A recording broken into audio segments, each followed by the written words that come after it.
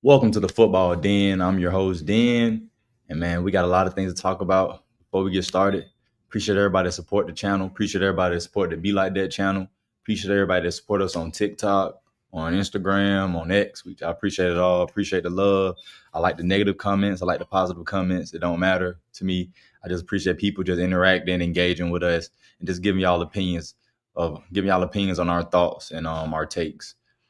Today, I didn't do the week one recap, and I'm really wrong because I wanted to talk about Caleb Williams. But since the Bears got their ass beat by getting put a 50 burger put on them, we can still talk about Caleb Williams. This week of football, week two, a lot of the teams I thought was gonna win lost. I'm gonna be honest with you. A lot of teams I thought should have won this game got their butt beat. And when I see stuff like that, man, it really, as a fan, I be like, dang, I'm happy I ain't bet on any games because everybody I thought was gonna win lost, including yesterday. I thought Raiders was gonna win, they lost. I thought Houston was gonna win, they lost. Baker Mayfield was playing incredible. So we got some things to talk about today. But the first thing I want to talk about Caleb Williams. Since I didn't talk about him last week, let's talk about him this week. I'm not gonna lie to you, I like Caleb Williams. I really do. I like his game. I think he's a tremendous athlete. I think he has the potential to be a great quarterback in this league, but he's more of the outside stuff has more light on it than his play. And I think that's the issue. Then when he plays so bad that all you think about is the outside stuff. And if you're asking what you mean by the outside stuff, I'm talking about the fingernail polish.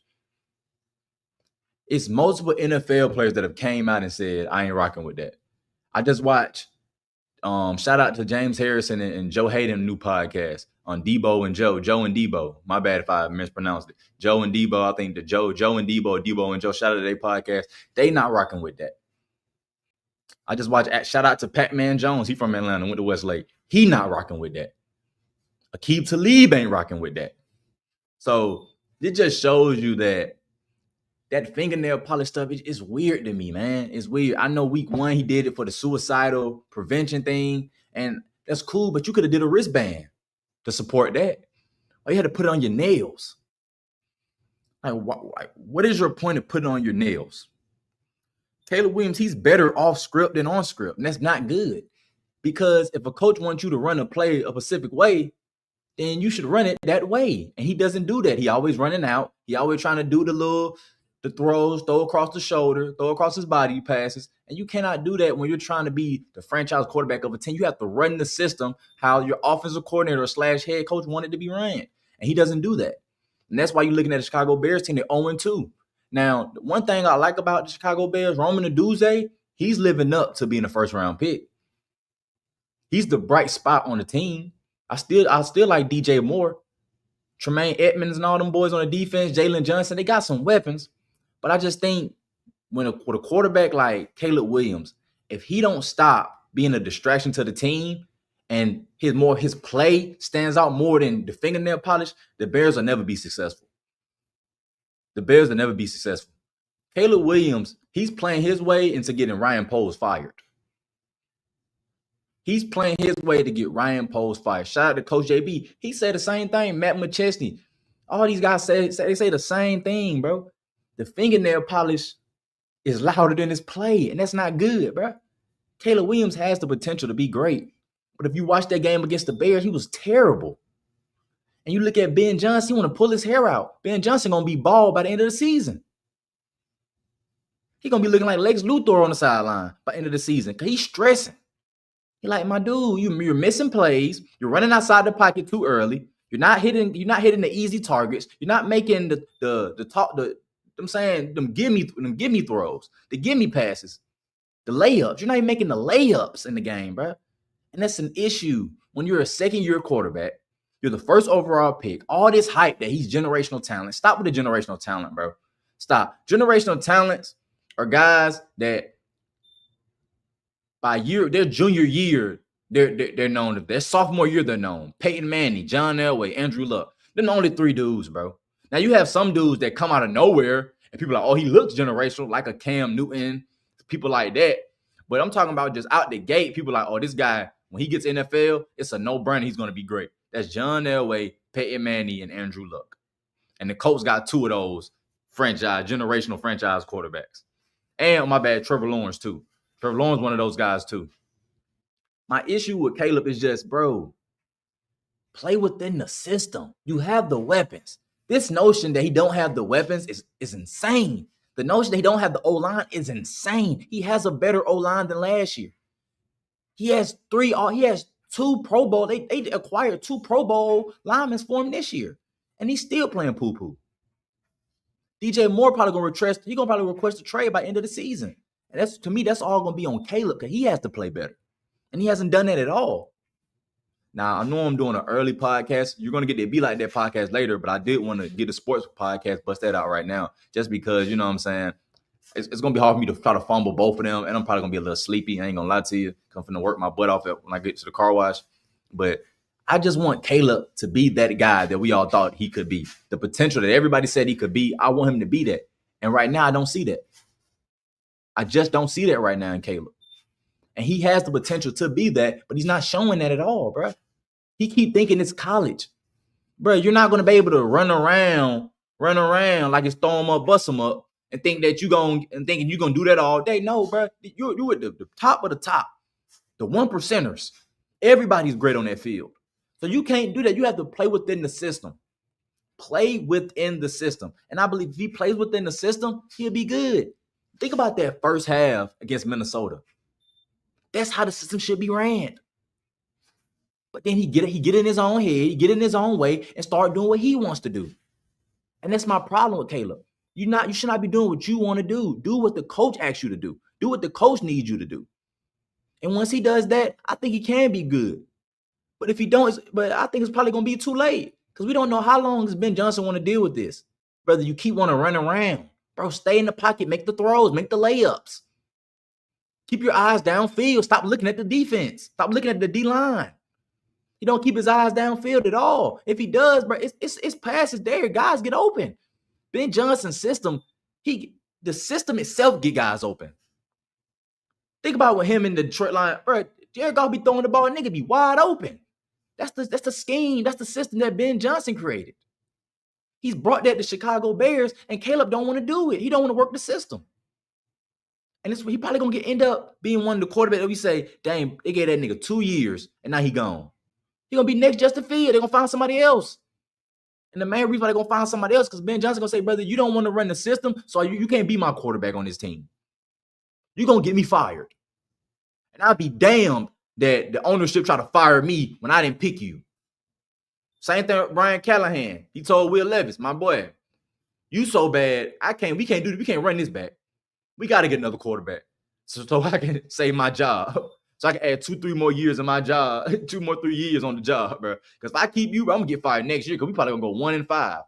Now, they look like they might still go 1-5 based on, because they can't keep Cam Ward off the ground. But the Bears, bro, the O-line is pretty decent. They're not bad. They're way better than last year. He got sacked like 61 times last year, bro. That's crazy. This O-line is actually holding up. And he's still not doing it. That shows that it's him. It's not the O-line. It's him. It's him. He has to play better. And if he doesn't play better, then if you're the Chicago Bears, you got to part ways, bro. Detroit Lions ran through y'all, bro. They was toying with y'all. They were playing with y'all like y'all was the little brothers. Giving you a nuggie, giving you a wedgie. They did everything. Put your head in the toilet. Dominating the Chicago Bears on Sunday. It's sad, bro. It is super sad to watch. Come on, bro. It's the second game of the season and you give up 50 points.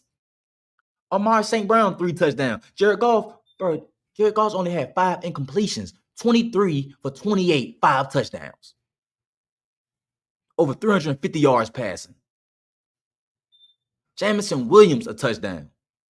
Amar St. Brown had 3. Everybody was eating. And Chicago Bears had no answer for it. No answer. If you looked at week 1, people were speculating that the line was going to be bad this year. We can stop that. We can stop that, Cap. They probably won't. And if they are, that says a lot about the Bears. And that made me feel like the Bears going to be terrible this year. terrible. Terrible, bro. I just don't get it. I just don't get it with Caleb Williams, man. He has to play better. And if he plays better, I think they'll be straight. But if he don't play better, to me, that's on him. That ain't on the coaching staff. That ain't on nobody else. That's on him. That's on him. He has to play better. And that's my issue with Caleb Williams. Bro, play better. If you play better, people won't care about you wearing fingernail polish. People won't care about you looking a little zesty. People just say, that boy can play, though. That boy can play. Dennis Rodman back in the day looked super zesty. But you know what? You can depend on him to give you 18 rebounds a game. Play defense. Get blocks, get steals. You can depend on that. Caleb's not reliable. He's reliable to put some fingernail polish on his fingers, but he's not reliable to lead your guys and galvanize your guys to win games. He's not. He hasn't shown that at all. So until he shows that, for right now, a lot of people are out on the Bears and him. He has to gain the fan base trust back, and he has to gain the media and just fans across that loves football trust back. Because right now, I don't want to watch no Chicago Bears game because they'll get their ass beat. So he has to play better. If he plays better, they're going to be good. If he doesn't, then it's adios. It's sayonara. Bye. Have a wonderful time. It is what it is. He got to go. So that's my thoughts on Caleb Williams. Now, let me get into another topic. I know, let me get into this, man. I know Jalen Hurts is a Super Bowl winning quarterback. I get it. I get that he went to two Super Bowls, won one last year, got one in 2022, and he was the runner-up for the MVP. But guys, let's just be honest. Shane Steichen and him he's a real quarterback whisperer. Now, he couldn't fix Anthony Richardson. Nobody can fix Anthony Richardson. They should not even drafted him. Chris Ballard should have got fired for that. Chris Ballard should have got fired for drafting Anthony Richardson, in my opinion.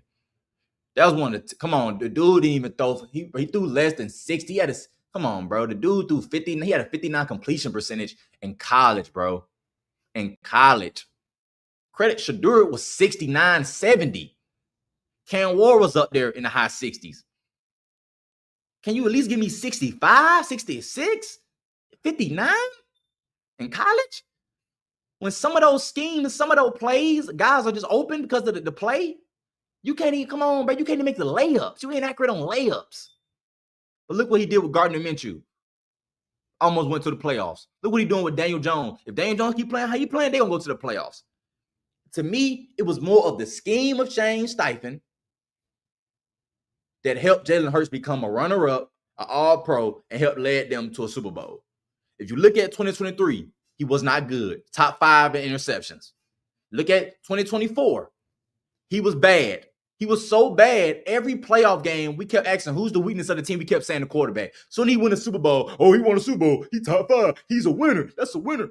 Winning is a quarterback stat. Winning is a quarterback stat. Winning is a quarterback stat. But ask A.J. Brown how he feel, though. When he not getting no passes, he ain't catching no balls. When he wide open and Jalen Hurts don't pull the trigger. They're not in sync with each other. They're not in sync at all, bro. They're not in sync at all. And to me, that's on Jalen Hurts, bro. That's on Jalen Hurts, bro. Jalen Hurts is a good quarterback on a great team. And a lot of y'all going to say, what are you talking about? Bro, what do you mean what I'm talking about?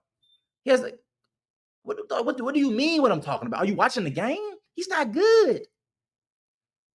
Because they doing the tush push? He good?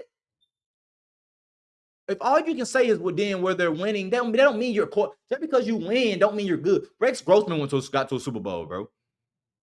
Stop it. Trent Dilfer got to a Super Bowl. Now, I'm not saying Jalen Hurts is that. But, bro, he's a good quarterback. Because those guys, to me, were mid, below. I'm not going to say below. I'm not going to disrespect these guys because they played. But those guys weren't no top guy. They were more the bottom tier of guys in the NFL on great teams that won Super Bowls. Jalen Hurts, to me, is in the middle of the pack, good quarterback on a great team, overall team, because he has all the weapons, but he doesn't use them. He doesn't use them. I don't get how you can say he top 5 when he can't even give Devontae Smith the ball consistently. He can't get A.J. Brown the ball consistently. A little bit of that blame goes to the OC. I don't understand how Kyle Shanahan, call plays to get all his receivers open if he wants to. But you can't give it's nothing that we can do to get AJ Brown involved early. We can't give him no screens. That's a quick slant, a goal, just to get him involved, bro. Just to put the ball in his hands, just to have him confident and let him know, yo, we coming at you because we gonna give you the ball. We know we need you to win. They're not doing it at all, and they're struggling because, in my opinion, they know that Jalen Hurts has deficiencies, and he can't consistently stand in the pocket and sling that thing like that. But he is a winner, and I give you that. He is a winner. But to sit here and he's not top 5, bro. He's not top 5. Stop with his top 5 stuff, bro. He won. He haven't even thrown a touchdown yet, dog. Like, what are you talking about? He won. He hasn't even thrown a touchdown. He has not thrown a touchdown, but he won. So is he top 5? He's not better than Justin Herbert. Stop it. He's not better than Baker Mayfield. Stop it. These guys are way better than him. Stop it. Way. And I'm saying way because the job of the quarterback is to throw the fucking ball. My bad. Excuse my language. The job of the quarterback is to throw the freaking ball. And when you're not throwing the freaking ball consistently, that's why I have an issue with that. When you're throwing less for 100 yards in the NFL, I have an issue with that. Yes, you beat the Chiefs in the rematch from last year's Super Bowl. Congratulations. But Jalen Hurts has had his first 2 games. He was okay. He was okay overall, but passing, he was terrible. He was terrible. It's multiple plays in the Chiefs game and the Cowboys game where AJ Brown is open. He's not pulling the trigger. AJ Brown will get frustrated. And by the middle of the season, if they don't have that connection, I wouldn't be surprised if AJ Brown say, I'm done, man. This guy would not give me the ball. Peyton gave Marvin Harrison the ball. Tom, no matter who's the number 1, Gronk, Randy, West, he got them the ball. Julian Edelman got them the ball. Give AJ Brown the ball. He's a number 1 receiver. Give him the ball. Give him the freaking ball, bro. That's on Jalen Hurts.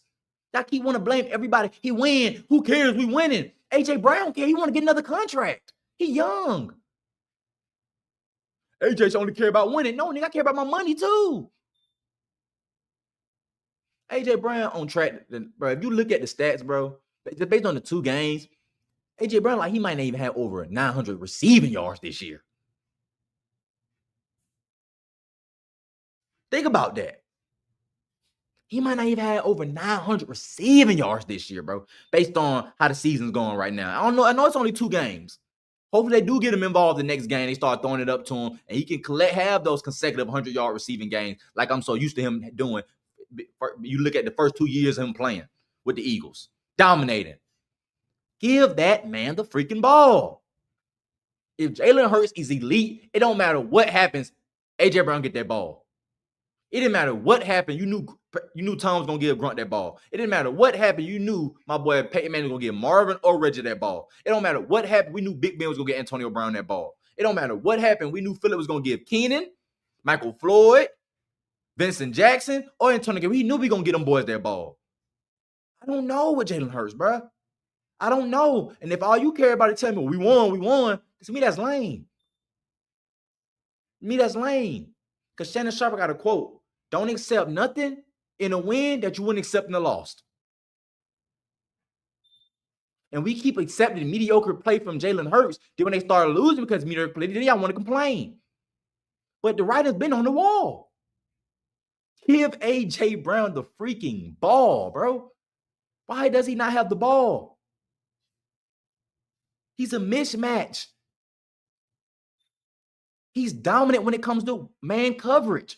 And you're not even looking his way.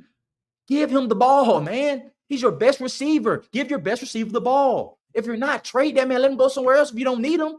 Because if it's all about winning, you don't need him then. If that's what you're telling me, let Devontae Smith be your number 1. Dotson your number 2. Bring in somebody else from free agency or the practice squad, or just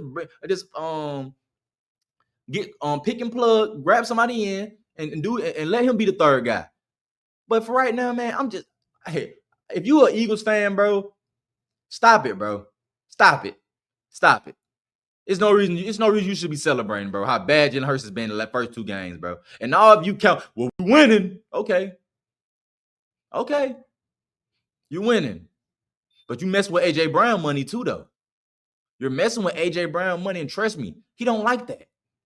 He wants to compete. He wants to win. He wants to ball because he know he's dominant. He know he can handle anybody that guards him, that covers him.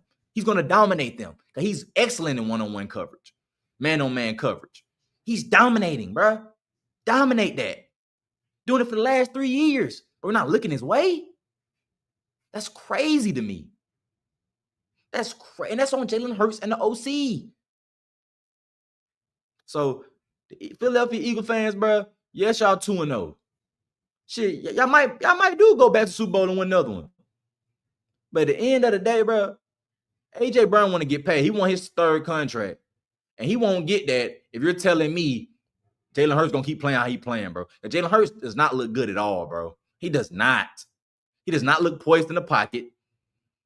He don't sit there and sling that thing around like he's supposed to. He does not look good. And if you believe that Jalen Hurts look good right now, then I think you capping. I think you just talking because y'all just winning. Yes, you're winning the game, but how does it look? It don't look good. It don't look pretty. I know a lot of y'all say it ain't going to always look pretty then, but come on, bro. He missing layups, bro. He missing layups. So he needs to improve in that. And I feel like once he improves in that, Jalen Hurts will be good.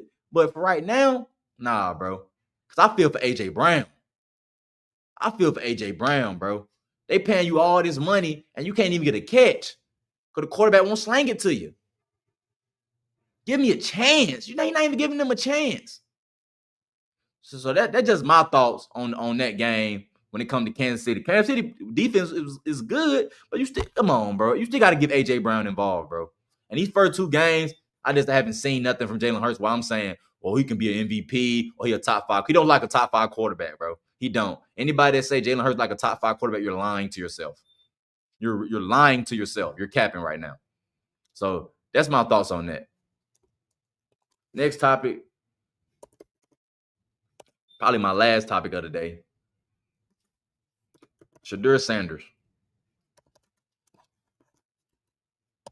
Now, Adam Schefter came out on the pregame show on ESPN and basically said that the Ravens was going to draft Shedeur in the 5th round, 4 spots before the Cleveland Browns, and Shedeur turned it down because he wanted to be on the team where he could start early.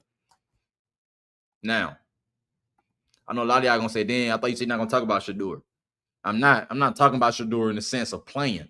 Anybody that's talking about Shedeur, like Shannon Sharp, I'm gonna get on Shannon Sharp. I hate when he do that. It's so lame and disrespectful to Dillon Gabriel because you said you such a prime stand. You're gonna keep saying Shedeur name when Dillon Gabriel's obviously better than him. Kevin Stefanski, a head coach. Cleveland Brown has had their most success under Kevin Stefanski, a winning coach. Their most success season took him to 2 playoffs. He hasn't had 2 playoff seasons. They haven't had that success since 2002. And you keep trying to make it like you know more than him, so Shedeur should start over Dillon Gabriel. When it's obvious Dillon Gabriel understands defenses, he understands offenses, he understands the terminology way better than Shedeur. But in your mind, Shedeur should just start. No. But let's get right here, though. I'm getting that later. Because Shannon Sharp blows me, he does. Him and Ocho Cinco, they so disingenuous. And they so like they don't never give Dillon Gabriel no love, bro. It's so lame, in my opinion. But let's get on this. Shedeur turned down the Baltimore Ravens. In my opinion, it's stupid. Because if you're a 5th round pick, you don't know when you're going to start. You might start year 7, year 8, year 5. You don't know. Tyrod Taylor was a back. He got drafted to the Ravens like in the 4th, 5th round. He didn't start until he got to Buffalo in 2016. He didn't start until he got to Buffalo in 2016. That's his 5th year in the season, 5th, 6th year in the season. He sat behind Joe Flacco for 4 or 5 years. What makes Shedeur think he going to get an early spot? What makes him think that? What makes him think that? And see, the weak-ass media and these people who are Deion stans and Sanders stans and jock sniffers, they're going to make all the excuses in the world for why he should start, why he should do X, Y, and Z. And this is the reality. He should have went to the Baltimore Ravens and developed, understand how to be a real quarterback. Because he's not that guy, bro. He's not that guy. Just because everybody want to deride him and say, oh, Shedeur's this and Shedeur's that. The league don't think that. The scouts don't think that. Shannon Sharp knows more than Kevin Stefanski? No, he don't. He does not. I know a lot of y'all think, oh, he played NFL. That don't mean nothing, bro. How much experience does Shannon Sharp has as a coach? Kevin Stefanski's been a coach for almost a decade, bro. So it's levels to this, bro. If Kevin Stefanski thought Shedeur Sanders gave the Cleveland Browns a chance to win, he wouldn't be a third string emergency quarterback, bro. He wouldn't be inactive every game. These are the facts. But people just want to keep ignoring it because they, in their mind, Shedeur can't do no wrong. You can't tell me that Deion didn't have no say-so in turning that down either. I'm sorry, you can't tell me that. For Shedeur to turn down the Baltimore Ravens, an organization that have shown so they can develop quarterbacks, Joe Flacco, Lamar Jackson, Tyrod Taylor, and he can't go there and be successful. He can't learn why. Because it don't matter about it. Don't have to be the same system. There's understanding the defense, understanding the offense, understanding the terminologies. He would have learned that in Baltimore with a great O-line, preseason, got all the reps in to be great. But now you go to the Cleveland Brown team to where the only way you're going to start, if Joe Flacco get injured, Dillon Gabriel get injured, now your name being called. That's rare. We might not see Shedeur all season. That's why I say why we keep talking about him. Because if Joe Flacco get hurt, Dillon Gabriel's going to start because the Cleveland Browns think Dillon Gabriel's a better quarterback and he gives them the best chance to win if Joe Flacco gets hurt. That's why they named him the official backup. But in everybody else's mind, Shedeur can't do no wrong. He should be the backup. He should be the backup. But why? Why? Because you think so? Because you think so. Not based on the film, not based on the facts, not based on the reports that's coming out. But I forgot, y'all only believe courts. Y'all only believe reports if they go in your favor. If they don't go in your favor, put a name on it. But if it go in your favor, you don't care. So yeah, I love to pick and choose. And like I say, D-Rod, Shedeur Sanders, just because you like him and his dad, bro, instead of being honest. A lot of y'all folks are very disingenuous about that whole situation. And just Dillon Gabriel is the better quarterback. He had a way better college career than Shedeur. Yes, he stayed in the college for about, I think, 5 years. But that doesn't take away from Oklahoma. Big games in Oklahoma, him winning. Big games in Oregon, taking Oregon undefeated in the playoffs, number 1 seed. He did that. And he played well to where he was the 4th Heisman finalist. He came in 4th in the Heisman. People don't talk about that, though. Just skip over that because Shedeur is better. I believe Shedeur was a first-round pick. Nobody thought that, though. Nobody thought that, but people who just want to believe anything they want to believe. Every time Shedeur went against tough competition, they lost. Every time they went against NFL talent, they lost. But now you're going to sit here and tell me that he deserves to be the starter for the Cleveland Browns because you think so? He shouldn't have even turned down. What's wrong with sitting behind Lamar Jackson? You a 5th-round pick, bro. How you still got an ego on the 3rd day? How do you still have an ego on the 3rd day of the draft? It's insane to me, bro. He hurt himself. He did it to himself. Anybody justifying him doing it? Well, why would I go there? It doesn't make sense I'm not going to play. How you know that? Tyrod Taylor left and played. You never saw Tyrod Taylor play no regular season snap when Joe Flacco was there during that stretch. But somebody saw the film. They saw this preseason film. People the word got out about him that he could be a starting quarterback. So Rex Ryan gave him an opportunity. That's what happened. He had an opportunity. The same thing could happen to Shedeur. But this ego thing, I want to play early. And do what? Suck? Put out bad film? Now people saying, he can't. Nah, he not ready. Nah, he a backup at best. Why do that? When you go develop as a backup, learn from Lamar Jackson, learn from John Harbaugh, get better with your craft and your skills, and then look, if Lamar's still there for a lifetime, he retired Raven, you can go somewhere else and be a starter because people are like, okay, Shedeur's a veteran, he's a backup, he's seen a lot of things, let's play him. Just like Tyrod Taylor. But he didn't want to do that, though, because he still believes that he's a starting quarterback in this league when he's not. Not right now, especially. He's not. He's not. They keep telling y'all he don't understand defenses. He don't understand certain football terminologies. People are reporting this and saying this, and y'all just want to ignore it because you're a Shedeur stand. It's weird, bro. Go do your own research. I do my research when I talk. I don't talk out my butt, bro. I don't have to talk out my butt. I'm just not talking. I'm speaking facts. Mary Kate Cabot said this, but y'all don't want to hear her talk. Why? Because she a woman? Why? Because it's not in your favor? They keep telling y'all he's not ready. He's not ready. But now he ready. Shannon Sharp gonna say, I'd rather lose with I'd rather lose Shedeur Sanders than lose with Joe Flacco. Shannon, that's how I know you. This what annoyed me with Shannon Sharp, bro. That's how I know you're not doing your real research at all, bro. The Cleveland Browns coming this season believe they have a team that can compete to win the AFC North and compete in the playoffs. They have a good defense. Their defense is legit. Joe Flacco was terrible, and that's why the Ravens end up going up on the scoreboard on their butt and keep putting up points on their butt. And that's what happened. But this notion of why would you start Shedeur with a good defense like that? For what? No, I want a veteran quarterback in there. I want somebody that can play mistake-free. Now, he wasn't mistake-free last game. But the first game wasn't Joe Flacco's fault.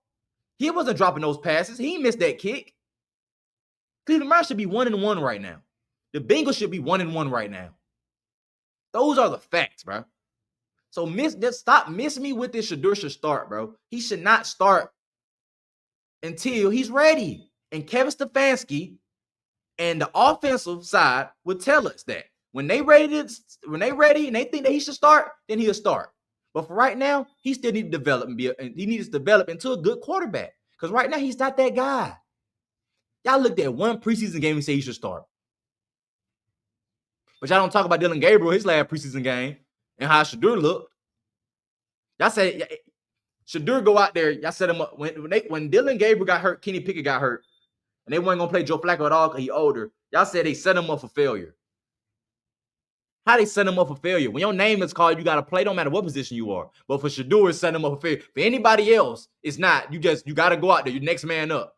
But now when it's Shedeur, he's setting up for failure. Because all these, folks like Prime so much, they'll just sit and lie on TV, lie on their podcast, like Shannon Sharp now. Keep lying. And I like Shannon Sharp. I like the podcast. But anytime they talk about cut it off, bro, because they're so disingenuous. Dillon Gabriel's better, Shannon. He's better, Shannon. Kevin Stefanski thinks that. Andrew Berry thinks that. You don't have to think that, but you're not the GM or you're not the head coach of the team. So you can keep saying what you want to say, which is fine. You have the freedom of speech, but you're wrong. You keep putting out misinformation out there. You keep lying. You keep lying.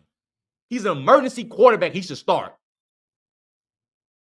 He didn't get a fair shot. How he didn't get a fair shot? How you know he didn't get a fair shot? Are you at camp? All the reporters I see say he did get a fair shot, and Dillon Gabriel was better. But in your mind, he didn't get a fair shot. Why? Why? He want to push weird narratives so Shedeur can be in a win-win situation no matter what. Because if Shedeur go out there and play good, I told y'all. But if you go out there and play bad, they set him up for failure. They ain't believe him in the first place. They ain't believe in that boy. They ain't believe in him. They ain't, look at him. They brought him out there when they were 1-6. They never believed in him. But let him play good. I told y'all.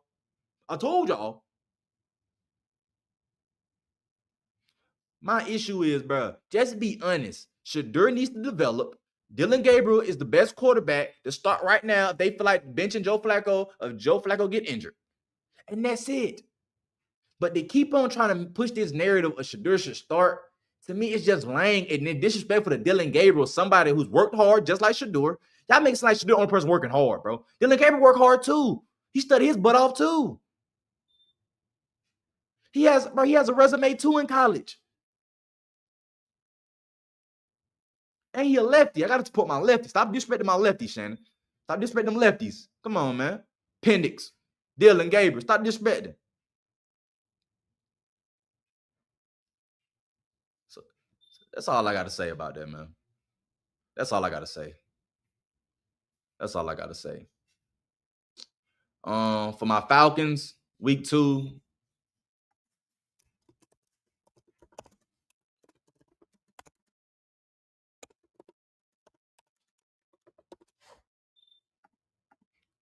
To close it out, man, I got to shout out my Falcons. Michael Penix had the best game. He took what the defense gave him. You know what I'm saying? When you're going to get somebody like a Brian Flores, he going to make it tough for you. He going to show a lot of different looks to confuse you. to get you out the zone. But Michael Penix he know where his guy. He said he know where his guys at. He gonna take what the defense give him, and he did. But we rushed for almost 200 yards rushing though. They couldn't stop the run. Brian Flores has a history of struggling stopping the run, and we exposed them. And credit to that defense, man. The D-line keep playing like this, led by Leonard Floyd, them young boys and Pearson Walker. Woo-wee! The league better watch out. Because y'all remember, the last time our D-line was getting to the quarterbacks like that, we was in the Super Bowl. Yeah, we did lose that 28-3 lead. But the last time we was dominant like that on that D-line, we went to a Super Bowl. And before that, it was in the NFC Championship game. So put some respect on the Falcons' name, man. I like Penix. I love his potential as a quarterback. His potential to me, his ceiling, if I could look at him, the sky's the limit for Penix, bro. The sky's the limit. Bijan is already a top 5 running back. Drake London has the potential. Drake London to me is the top 10. Kyle Pitts is the top 10. I like that they're getting him more involved. As they should have been doing that since the beginning. But our defense demolished J.J. McCarthy. Both of the rookies in the secondary. Our nickel, Bowman, pick. Watts, game-winning pick. So we got a defense, baby, and I'm happy. Raheem, I had doubts for you. I had doubts. But you're making me eat crow. And I'll eat crow. I'll eat a lot of crow if the Falcons going to be good, man. So I'll eat crow. But if the Falcons going to be great and play like that, how the defense played last night, then trust me, bro, I'm on board with the Falcons. I'm on board, and I'll shut up, and I'll give you credit. Terry Fontenot, this your best draft you done had since you've been the general manager of the Falcons, brother. So thank God that you finally got it right, and I'm happy for you. I'm happy for you, man. I appreciate you. You don't deserve to get fired because I was calling for your job for the last 3 years. Because you don't get credit for first-round picks, bro. You get credit for the later rounds, and we hit on Bowman and Watts. So I appreciate that, man. I appreciate that. I truly do. So I'm a fan. No more slander until y'all show me otherwise. So I appreciate that. Like I said, Penix played out. JJ looked like a rookie. He's basically a rookie. He out, sore ankle. So Carson Wentz going to start. We got him out there. You know what I'm saying? Justin Jefferson, we held him down. AJ Terrell and the boys and Hughes. So like I said, the sky's the limit for the Falcons this season. The defense can keep playing with that intensity and that pressure getting to the quarterback. We can beat anybody. It don't matter who you is, bro. I don't care what type of quarterback you is. I don't care who you are. If defense can get to you, that D-line get to you like that, bro, come on, bro. You ain't gonna win no games. You ain't gonna win no games. How you gonna throw the ball to somebody if the defense already up on you, D-line already getting to you in 2 seconds? How you gonna throw the ball? Somebody can be wide open, but the defense getting pressure like that and getting to you and stopping you and hitting you around, come on, bro. It's gonna be a long day for you. So credit to the Falcons, credit to my team. I appreciate y'all. Thank you, man. Thank you. Rise up, rise up, rise up. And ladies and gentlemen, that will conclude today's episode. You know what I'm saying? Week 2 recap. Thank y'all for watching. Thank y'all for supporting. I'm going to clip this up. I might as well get some shorts out. Make sure y'all follow the channel, The Football Day. Make sure y'all follow my TikTok at Be Like That Podcast. Make sure you follow me on X, Twitter, all that, man. I appreciate y'all for rocking with us. Appreciate y'all for supporting me and the other pod. And we out, bro. I'll see y'all later at night.